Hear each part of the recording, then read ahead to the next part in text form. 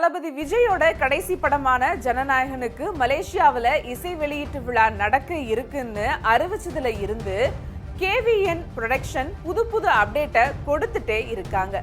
மலேசியாவில் இருக்கிற கோலாலம்பூர் புகித் ஜலீல் ஸ்டேடியம்ல நடக்க போறது வெறும் ஆடியோ லான்ச் இல்ல, அது தளபதி திருவிழா.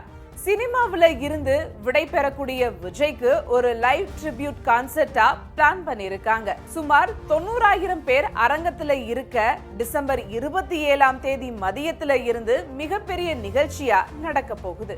விஜயோட கெரியர்லயே ஹிட் பாடல்கள் அனைத்தையும் கோர்வையாக பாடி செலிப்ரேட் பண்ண திட்டமிட்ட படக்குழு அந்தந்த பாடல்களை பாடினவங்களே மேடை ஏறி பாட வைக்கிறதுன்னு முடிவு பண்ணியிருக்காங்க. அந்த வகையில சைந்தவி, திப்பு, அனுராதா ஸ்ரீராம், ஆண்ட்ரியா அப்படின்னு பாடகர்கள் மலேசியாவுக்கு வந்து தளபதிக்காக பாடி கொடுக்க போறாங்கன்னு வீடியோக்கள் வெளியிடப்பட்டிருக்காங்க. பல இசையமைப்பாளர்களும் மேடை ஏற போறதா சொல்றாங்க. இதையெல்லாம் பார்த்தா ரசிகர்கள் முரட்டு சம்பவம் லோடிங்னு ஃபயர் விடுறாங்க.